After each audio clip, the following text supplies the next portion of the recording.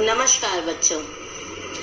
आज मैं गीता पटवाल आपको एक खूबसूरत सफर पर लेकर जाना चाहती हूँ। जानना चाहोगे कौन सा? वो है चिट्ठी का सफर। चिट्ठी यानी खत, पत्र, जो आप अपने जानने वालों को, परिचित लोगों को, अपरिचित लोगों को, सभी को लिखते होंगे। आपने कभी अपने मामा को, नाना को, चाचा चाची को या दूर के रिश्तेदारों को जो गांव में रहते हैं, उन्हें अक्सर चिट्ठी लिखी ही होगी, पत्र लिखा ही होगा। देखिए, आज हम इस लेख के द्वारा जाने, इस पाठ के द्वारा जाने, पाठ 6 के द्वारा जाने कि किस प्रकार चिट्ठी का सफर पूरा होता है और वह हमारे रिश्तेदारों तक पहुंचती है। तो चलिए पढ़ें पाठ 6, चिट्ठी का सफर। अपने 10-12 साल की जिंदगी में तुमने कुछ पत्र तो लिखे ही होंगे। वे पत्र अपने सही पते और समय पर किस तरह पहुंचे होंगे, यह बहुत सी बातों पर निर्भर करता है। जैसे कि चिट्ठी किस स्थान से किस स्थान पर भेजी जा रही है, संदेश पहुंचाने की कितनी जल्दी है, तुमने पूरा और ठीक पता लिखा है कि नहीं, तुमने उस पर डाक टिकट लगाया है कि नहीं, आदि। अब प्रश्न उठते हैं कि आखिर चिट्ठी पर डाक टिकट लगाया ही क्यों जाए? पूरे और ठीक पते से क्या मतलब है? जरूरत पड़ने पर संदेश को जल्दी कैसे पहुंचाया जाए? स्थान बदलने से चिट्ठी के पहुंचने पर क्या असर पड़ता है? इनमें से कुछ सवालों के जवाब तो शायद तुम्हारे पास हो, खासकर तुम में से उनके पास जो डाक टिकटें इकट्ठा करने का शौक रखते हैं। तो चलिए पहले इतना समझते हैं। देखिए बेटा, आप कक्षा 5 में हैं तो आपकी उम्र कम से कम 10 साल तो जरूर ही होगी। 10 से 12 साल की जिंदगी में आपने कुछ पत्र तो लिखे ही होंगे अपने मामा को, नाना नानी को या किसी रिश्तेदार को। यदि पत्र नहीं भी लिखे हैं, किंतु आपने पत्र लिखते हुए किसी को तो देखा होगा, कोई पत्र पढ़े भी होंगे। पर आपने क्या कभी सोचा है कि वे पत्र अपने सही पते और समय पर कैसे पहुंच जाते हैं? आप जिसे वो पत्र भेज रहे हैं वो ठीक उसी पर्सन के पास, उसी व्यक्ति के पास कैसे पहुंच जाता है? पता है आपको कैसे पहुंचता है? यह बहुत सी बातों पर निर्भर करता है कि आपने कौन से स्थान से भेजी है। यदि वो शहरी इलाका है और जहां आप भेज रहे हैं वह भी शहरी इलाका है तो वहां जल्दी पहुंचेगी। अगर किसी गांव में भेज रहे हैं, दूर दराज के गांव में, तो वहां थोड़ा टाइम लग जाएगा।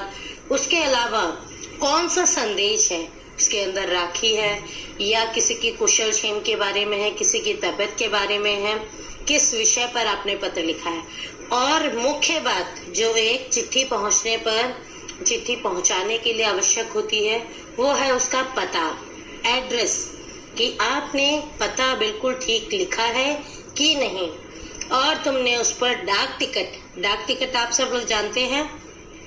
आपको पोस्ट ऑफिस से जो आप टिकट खरीदते हैं, डाकघर से जो टिकट खरीद के चिपकाई जाती है, उन्हें डाक टिकट कहा जाता है। वो आपने लगाई है कि नहीं? इन सब बातों पर एक चिट्ठी का समय पर पहुंचना निर्भर करता है। अब आप सोच रहे होंगे कि आखिर चिट्ठी पर डाक टिकट लगाया ही क्यों जाए? ये कुछ प्रश्न है जो उठते हैं कि क्यों चिट्ठी पर डाक टिकट लगाना जरूरी होता है और पूरे और ठीक पते से क्या मतलब है, और जरूरत पड़ने पर आप संदेश जल्दी कैसे पहुंचा सकते हैं। और स्थान, यदि आप कहीं अपना जगह चेंज कर देते हैं, स्थान बदल देते हैं, या जिन्हें आपने चिट्ठी लिखी है वो स्थान बदल देते हैं, तो जो चिट्ठी आपने भेजी है उसका क्या होता है? इनमें से कुछ सवालों के जवाब तो शायद आप जानते हो। और अगर आप में से किसी बच्चे को डाक टिकट, जो पोस्ट ऑफिस की जो टिकट्स होती हैं, जो डाक टिकटें लगती हैं लिफाफों पर या आपकी चिट्ठियों पर, अगर आप में से किसी को इनको जमा करने का शौक हो, कुछ बच्चों को, कुछ व्यक्तियों को ये शौक होता है कि वो अलग अलग प्रकार के डाक टिकटें जमा करते हैं। शायद आपके घर में भी किसी को हो, तो उनके पास जो इकट्ठी है डाक टिकटें देखिएगा। चलिए, अब जो सवाल मैंने आपसे अभी साझा किए, इन सवालों के जवाब के लिए जरा ध्यान से नीचे दिए गए लिफाफों को देखिए और दोनों पतों की दी गई जगह में लिखो। देखिए, जो आपको जगह दी हुई है, बिंदु बनाकर दिए गए हैं, उसके नीचे दो पते हैं, एक सफेद रंग में, एक पीले रंग में लिफाफा है, उसमें पता लिखा हुआ है। देखिए, पहले में क्या लिखा है? महात्मा गांधी जहां हो वहां, वर्धा। दूसरा पता है श्रीमान निदेशक महोदय, राष्ट्रीय शैक्षणिक अनुसंधान एवं प्रशिक्षण, अरविंद मार्ग, श्री अरविंद मार्ग, न्यू दिल्ली। अब देखिए, इनमें से कौन सा पता सही पहुंचेगा? बिल्कुल सही, पीला वाला। क्यों? पीला लिफाफा का पता बिल्कुल सही है। उसमें ये लिखा गया है कि आपको पत्र किसे भेजना है, कहाँ भेजना है, राष्ट्रीय शैक्षिक अनुसंधान में भेजना है और कौन सी जगह में भेजना है, दिल्ली में। और साथ में उसका पिन नंबर भी दिया है। पिन नंबर क्या होता है? देखिए, जो 11000116 लिखा हुआ है, ये आपका होता है पिन नंबर, जिससे पता अपने सही जगह पर चिट्ठी जो आपने भेजी है वो पहुंचाई जा सकती है। और दूसरा पता देखिए, महात्मा गांधी जहां हो वहां। अब तो महात्मा गांधी है ही नहीं, उनकी मृत्यु हो चुकी है, तो यानी ये पता पहुंचेगा ही नहीं। और वैसे भी महात्मा गांधी ये कोई पता नहीं है, ना ही इंसान का नाम पूरा है। महात्मा गांधी तो जा चुके हैं दुनिया से, तो उनके लिए तो ये चिट्ठी नहीं हो सकती है। अब दूसरे कोई महात्मा गांधी अगर किसी ने अपना नाम रखा है तो वह कहाँ है, पिन नंबर क्या है, उसके घर का पता क्या है, हमें कुछ भी नहीं मालूम है, तो यह चिट्ठी आपके बिल्कुल नहीं पहुंचेगी। तो सबसे मुख्य भूमिका क्या निभाता है एक चिट्ठी के पहुंचने में? उसका पता। अब देखिए, चलिए बात करते हैं इन चिट्ठियों के बारे में। ये दोनों पते किस तरह से भिन्न हैं? गांधी जी को भेजे गए पत्र में पते की जगह पर लिखा है महात्मा गांधी जहां हो वहां, वर्धा, जबकि लिफाफे पर इमारत या संस्थान से लेकर शहर तक का नाम लिखा हुआ है। पते में सबसे छोटी भौगोलिक इकाई से शुरू करके बड़ी की ओर बढ़े हैं। छोटी से बड़ी भौगोलिक इकाई का मतलब यह हुआ कि घर के नंबर के बाद गली मोहल्ले का नाम, फिर गांव, कस्बे, शहर के जिस हिस्से में है उसका नाम, फिर गांव या शहर का नाम। शहर के नाम के बाद लिखे अंक को पिन कोड कहते हैं। हर जगह को एक पिन कोड दिया गया है। यह सोचने लायक बात है कि आखिर पिन कोड की जरूरत क्या है। हमारे देश में अनेक ऐसे कस्बे, गांव, शहर हैं जिनके नाम एक जैसे हैं। पते के बाद पिन कोड लिखने से गंतव्य स्थान का पता लगाने में डाक छांटने वाले कर्मचारियों को मदद मिलती है और पत्र जल्दी बांटे जा सकते हैं। तो इसका क्या अर्थ है? इसका अर्थ यह है कि जब भी आप लिफाफे में जहां पर भी आप लिखते हैं वहां पर पिन कोड जरूर दीजिए और छोटी सी भौगोलिक इकाई यानी आपका गली नंबर, आपका मोहल्ला नंबर, आप कॉलोनी नंबर, आपके गांव का नाम, फिर कस्बे का नाम, फिर शहर का नाम, फिर वो शहर का कौन सा हिस्सा है, वो जगह, और वो पिन कोड। पिन कोड क्या होता है? कुछ पिन कोड सब जगह के निर्धारित होते हैं। यदि आप सही पिन कोड डालते हो तो जो डाक खाने वाले भैया होते हैं, जो वहां पर काम करने वाले कर्मचारी होते हैं, उनको मदद मिलती है। वो पिन कोड के अनुसार उनका क्षेत्र बटा रहता है कि इस क्षेत्र के लोगों के जितने भी चिट्ठी आएंगी, पत्र आएंगे, ये कर्मचारी ले जाएगा। तो जब आप सही पिन कोड डालते हो तो वहां के कर्मचारी को डाक छापने में बड़ी आसानी होती है और पत्र जल्दी जल्दी बांटे जा सकते हैं। और गंतव्य स्थान यानी जहां पर उनको पहुंचाना है वहां आसानी से पहुंचाए जा सकते हैं। तो समझ में आया पिन कोड की महत्ता। अब देखिए पिन कोड की शुरुआत कैसे हुई, तो आइए पढ़ते हैं। पिन कोड की शुरुआत 15 अगस्त 1972 को डाक तार विभाग ने पोस्टल नंबर योजना के नाम से की।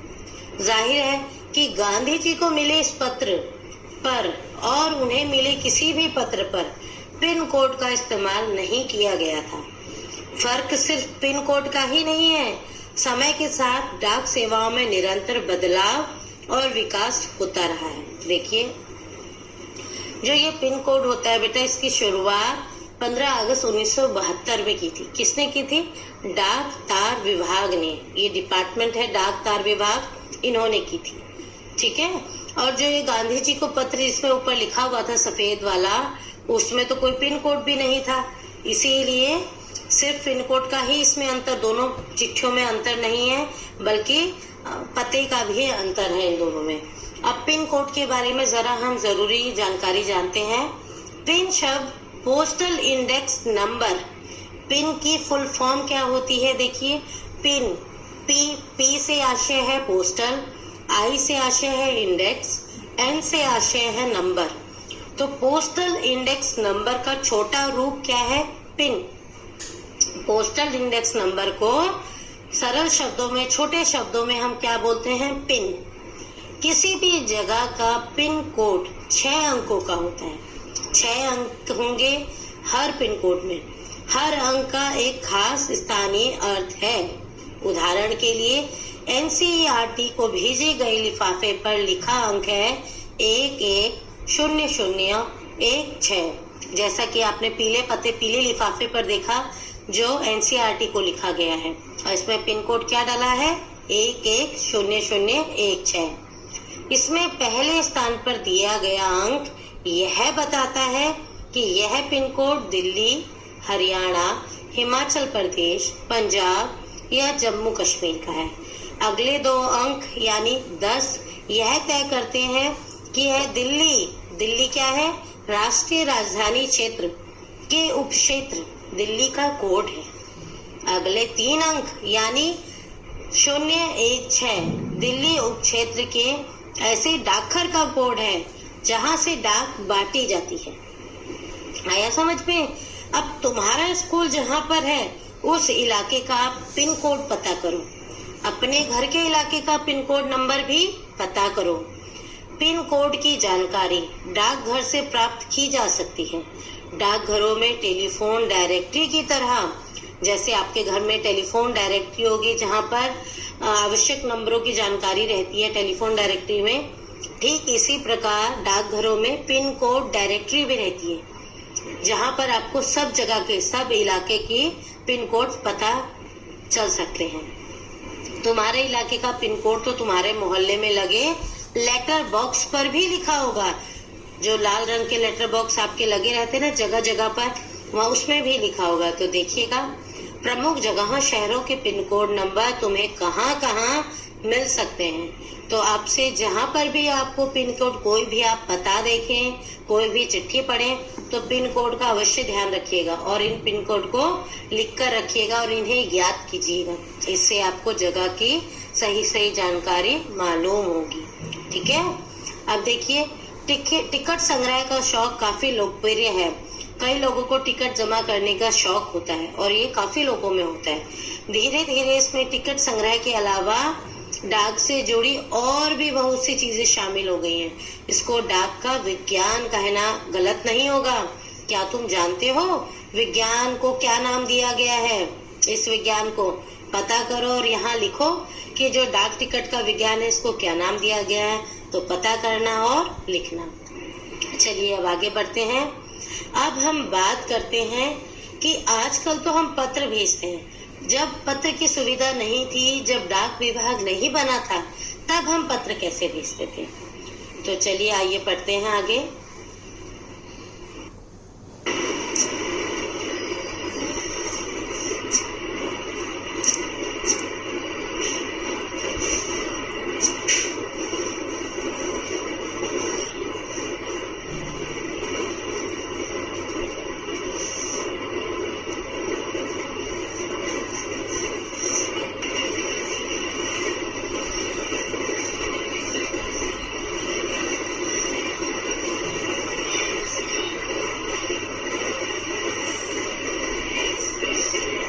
बहुत पुराने समय में कबूतरों के द्वारा संदेश भेजे जाते थे।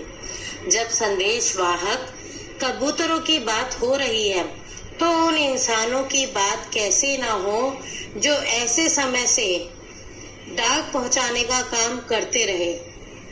जब संचार और परिवहन के साधन बेहद सीमित थे, बात हो रही है उन हरकारों की जो पैदल ही आम आदमी तक चिट्ठी पत्री पहुंचाने का काम करते रहे। राजा महाराजाओं के पास घुड़सवार हरकारे हुआ करते थे। हरकारों को न सिर्फ हर तरह की जगहों पर पहुंचना होता था, बल्कि डाक की रक्षा भी करनी होती थी।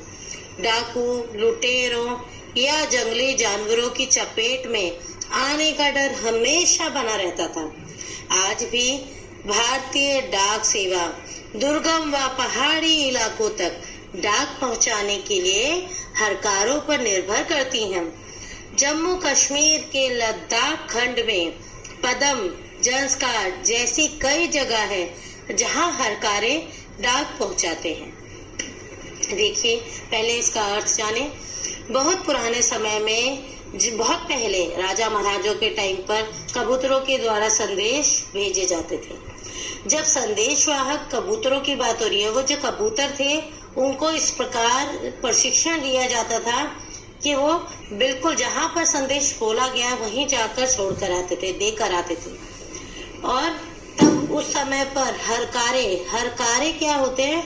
जो राजा महाराजाओं का संदेश घोड़े पर बैठकर पहुंचाया करते थे, या कुछ हरकारों को तो पैदल ही जाना होता था। तब संचार और परिवहन के साधन भी बहुत सीमित थे। ऐसे आजकल की तरह बस, कार, बाइक, साइकिल नहीं हुआ करती थी। उन लोगों को बहुत दूर दूर दुर्गम इलाकों में जाना होता था। डाक की रक्षा भी करनी होती थी। डाक की रक्षा यानी जो संदेश पहुंचा रहे हैं वो सही सलामत पहुंचाना भी होता था। कई बार वो इतना आवश्यक, इतना रहस्यात्मक होता था कि यदि किसी दुश्मन के प्रति है तो दुश्मन उन पर हमला करते थे संदेश पढ़ने के लिए। डाकू हमला करते थे, लुटेरे, और कई बार तो जंगली जानवर भी उन्हें खा लेते थे। उस इंसान को जंगली जानवर द्वारा हमला करने का डर भी बना रहता था। और आज भी भारतीय डाक सेवा जहाँ पर दुर्गम मतलब बहुत मुश्किल इलाके और पहाड़ी इलाके, वहां पर डाक पहुंचाने के लिए भी वो लोग अपने डाक सेवकों के लिए नहीं बल्कि हरकारों पर ही निर्भर करते हैं। जहाँ पर डाक की सुविधा उपलब्ध नहीं है, वो इन हरकारों, आज भी ऐसे लोग हैं जो दूर दूर तक डाक पहुंचाते हैं दुर्गम इलाकों में, और यह काम आज भी हरकारे करते हैं। हरकारे उन्हें कहा जाता है जो बहुत पहले से काम करते आ रहे हैं, और अभी भी दुर्गम इलाकों में संदेशवाहक जो होते हैं उनको हरकारे कहा जाता है। जम्मू कश्मीर के लद्दाख खंड में भी कई जगह ऐसी है जैसे पदम, जहाँ पर हरकारे डाक पहुंचाते हैं। वहां पर डाक विभाग की कोई सुविधा उपलब्ध नहीं है, तो ये डाक सुविधा जहाँ तक उपलब्ध है वहां से हरकारों को दे दी जाती है, और हरकारे सबके घर जाके पहुंचा कर आते हैं। देखिए, आजकल तो संदेश भेजने के नए नए और तेज साधन आसानी से उपलब्ध हो गए हैं। डाक बांटने में हवाई जहाज, पानी के जहाज और जाने कौन कौन से साधन इस्तेमाल किए जा रहे हैं। डाक विभाग भी पत्र, मनी ऑर्डर के साथ साथ ईमेल, बधाई कार्ड आदि लोगों तक पहुंचा रहा है। आजकल संदेश भेजने के नए नए और तेज साधन हो गए। आप केवल पत्र ही नहीं भेजे जाते हैं, बल्कि मनी ऑर्डर भी भेजा जाता है, ईमेल भी भेजा जाता है। मनी ऑर्डर यानी यदि आपको अपने मामा जी को, अपने चाचा जी को, अपने दादा दादी को किसी को पैसे भेजने हैं, या आपके मामा जी ने आपकी मम्मी को रक्षाबंधन के तोहफे के रूप में पैसे भेजने हैं, तो वो मनी ऑर्डर करेंगे, और 1 से 2 दिन में ही मनी ऑर्डर पहुंच जाता है, काफी जल्दी भी पहुंच जाता है। और अब तो लोग बधाई कार्ड भी भेजते हैं। तो आजकल तो बहुत तरीके और बहुत प्रकार प्रचलित हैं, और जिन्हें संदेश बहुत जल्दी भेजा भी जा रहा है, जिस कारण कबूतरों की उड़ान से लेकर हवाई डाक सेवाओं तक का सफर दिलचस्प करने वाला है। देखिए, पहले कबूतरों से भेजा जाता था, अब तो हवाई डाक सेवाएं भी उपलब्ध है। यदि आपको जल्दी से जल्दी सुविधा देनी है, जल्दी से जल्दी पत्र भिजवाना है, तो आप हवाई जहाज से, पानी के जहाज से, बहुत सारे तरीके हैं, बहुत सारी डाक सेवाएं हैं। आजकल कुरियर सर्विस है, स्पीड पोस्ट है, बहुत सारी सेवाएं हैं जिनका आप लाभ उठा सकते हो। पर यह सोचकर आश्चर्य होता है कि कबूतर जैसा पक्षी संदेशवाहक भी हो सकता है। कबूतर की कई प्रजातियां होती हैं, और ये सभी संदेश लाने ले जाने का काम नहीं कर सकती? गिरहबाज या हुमर वह प्रजाति है जिसे प्रशिक्षित करके डाक संदेश भेजने के काम में लाया जाता है। आखिर कबूतर अपना रास्ता कैसे ढूंढ लेता है? उन प्रवासी पक्षियों के बारे में सोचो और पता करो कि वे कैसे सैकड़ों मील का रास्ता और सही जगह तय कर पाते हैं। तो देखिए, ये मैंने आपको मनी ऑर्डर और डाक की सुविधा बताई, पर जरा कबूतरों के बारे में सोचिए कि जो पहले कबूतर थे वो उड़ान भर के डाक सेवाएं भेजते थे, तो ये कैसे संभव हो पाता था कि कबूतर जैसा पक्षी भी संदेश वाहक, संदेश पहुंचाने वाला हो सकता है। देखिए, कबूतर की कई प्रजातियां होती हैं, पर ये सभी प्रजातियां नहीं संदेश ले जा पाती। कुछ खास प्रजाति ऐसी होती है जिनका नाम है गिरहबाज या हुमर। यह ऐसी प्रजाति है जिसे ट्रेनिंग दी जाती है, प्रशिक्षित किया जाता है और डाक संदेश भेजने के काम में लाया जाता है। आखिर कबूतर अपना रास्ता ढूंढ कैसे लेता है? उन प्रवासी पक्षियों के बारे में सोचो और पता करो कि कैसे वो प्रवासी पक्षी कौन होते हैं? जो दूसरे देश से हमारे देश में आते हैं, उन्हें प्रवासी पक्षी कहते हैं। देखिए, वो जब वहां पर ज्यादा ठंड होती है, दूसरे देश से हमारे देश में आ जाते हैं, और जब यहाँ मौसम परिवर्तित होता है, उनके वहाँ अच्छा मौसम होता है, फिर वो वापस अपने अनुकूल मौसम के अनुसार दोबारा वहां उड़कर चले जाते हैं। तो कैसे वो सैकड़ों मील का रास्ता तय कर लेते होंगे? सोचिएगा और बताइएगा। ये रही कबूतर की बात। अब देखिए, जरा मैं आपको हुमर कबूतर के बारे में बताती हूँ, जिसे उड़ीसा पुलिस खास तौर से प्रयोग में लाती है। उड़ीसा पुलिस खास तौर पर हुमर कबूतरों का इस्तेमाल राज्य के कई दुर्गम इलाकों में संदेश पहुंचाने के लिए अभी भी कर रही है। कानून व्यवस्था, संकट और अन्य मौकों पर संदेश के लिए ये कबूतर बहुत ही उपयोगी साबित हुए। कबूतरों की संदेश सेवा बहुत सस्ती है और उन पर खास खर्च भी नहीं आता। इन कबूतरों का जीवन 15 से 20 साल होता है और 8 से 10 साल तक वे बहुत अच्छा काम कर लेते हैं। उनका जीवन 15 से 20 साल तक उनकी आयु होती है और 8 से 10 साल तक यह बहुत अच्छी सेवा दे सकते हैं, यानी अपना काम बहुत अच्छे से कर सकते हैं। स्वस्थ कबूतर एक दिन में 1000 किलोमीटर तक का सफर कर सकता है। यदि कोई महत्वपूर्ण संदेश पहुंचाना हो तो 2 कबूतरों को भेजा जाता है, ताकि यदि कोई बाज किसी अनहोनी स्थिति में उन पर हमला कर दे तो दूसरा कबूतर संदेश पहुंचा सके। शायद यह पढ़कर तुम एक ऐसे कबूतर की कहानी पढ़ना चाहो जो जब दूसरा विश्व युद्ध हुआ था, उसमें भी संदेश पहुंचाता था।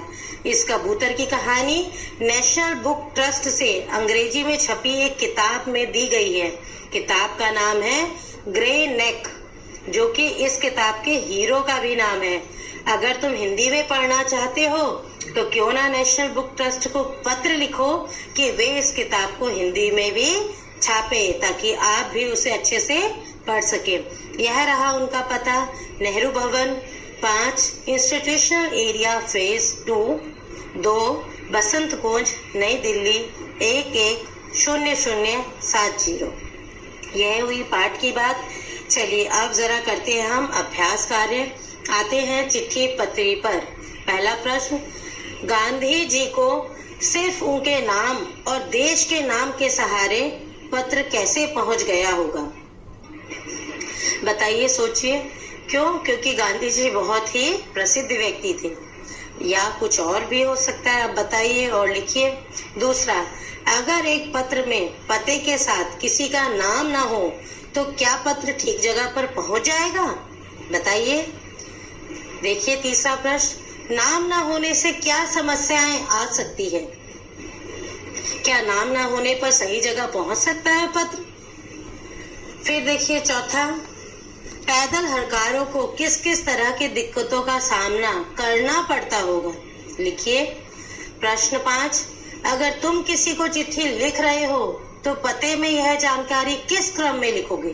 पहले आप क्या लिखोगे? गली मोहल्ले का नाम, घर का नंबर, राज्य का नाम, खंड का नाम, कस्बे शहर गांव का नाम, जनपद का नाम, नीचे दी गई जगह में सही क्रम में लिखो। आप हमेशा यह ध्यान रखना बेटा, शुरुआत आपके घर के नंबर से होनी चाहिए। छोटी इकाई से बड़ी इकाई की तरफ जाते हैं, यानी अपने घर से लेकर बाहर जिले राज्य तक जाते हैं। सबसे पहले आप अपने घर का पता लिखेंगे, घर का नंबर लिखेंगे, फिर गली का नंबर लिखेंगे, फिर मोहल्ले का नंबर लिखेंगे, फिर गांव का नाम लिखोगे, फिर शहर, फिर राज्य। ठीक है, और पिन कोड लिखना बिल्कुल मत भूलना। तो आप सही क्रम में से लिखिएगा। फिर देखिए प्रश्न 6, अपने घर पर कोई पुराना या नया पत्र ढूंढो, उसे देखकर नीचे लिखे प्रश्नों का जवाब लिखो। पहला, पत्र किसने लिखा? ख, किसे लिखा? ग, किस तारीख को लिखा? घ, यह पत्र किस डाक खाने में तथा किस तारीख को पहुंचा? ग, यह उत्तर तुम्हें कैसे पता चला? ठीक है। प्रश्न 7 देखिए, चिट्ठी भेजने के लिए आमतौर पर पोस्ट कार्ड, अंतर्देशीय पत्र या लिफाफा इस्तेमाल किया जाता है। डाकघर जाकर इनका मूल्य पता करके लिखो। पोस्ट कार्ड का कितना मूल्य है, अंतर्देशीय पत्र का कितना मूल्य है और लिफाफा का कितना मूल्य है। ठीक है। फिर देखिए प्रश्न 8, डाक टिकट इकट्ठा करो। 1 रुपए से लेकर 10 रुपए तक के डाक टिकटों को क्रम में लगाकर कॉपी पर चिपकाओ। इकट्ठा किए गए डाक टिकटों पर अपने साथियों के साथ चर्चा करो। ठीक है। अब देखिए शब्दकोश। नीचे शब्दकोश का एक अंश दिया गया है जिसमें संचार शब्द का अर्थ भी दिया गया है। शब्दकोश होता है डिक्शनरी में जिसमें आप सारे शब्दों को एक साथ संग्रहित किया गया रहता है। देखिए जैसे संगीतज्ञ किसे कहते हैं? संगीत जानने वाला, संगीत की कला में निपुण। तो ये संगीतज्ञ को शब्दकोश में हमने ढूंढा। फिर है संचार, किसी संदेश को दूर तक या बहुत से लोगों तक पहुंचाने की क्रिया या प्रणाली। इंग्लिश में इसे कम्युनिकेशन भी कहते हैं। आप इसी प्रकार शब्दकोश में शब्द ढूंढिएगा। अब आप पहले बताइए क प्रश्न, बताओ कि कौन सा अर्थ पाठ के संदर्भ में ठीक है। ख, इस पन्ने को ध्यान से देखो और बताओ कि शब्द कोश में दिए गए शब्दों के साथ क्या क्या जानकारी दी गई होती है। तो आप कोई भी घर पे रखा शब्दकोश देखिएगा। यदि नहीं है, किसी के पास हो, आपके दोस्त के पास, आपकी कक्षा में बच्चों के पास, तो शब्दकोश को देखिएगा और उनमें से नए नए शब्दों का चयन करके उसे पढ़िएगा और उसमें क्या क्या जानकारी दी गई होती है ये लिखिएगा। ठीक है। फिर मिलते हैं आप लोगों से अगले पाठ के साथ। तब तक बहुत बहुत धन्यवाद। नमस्कार मेरे प्यारे भारतवासी।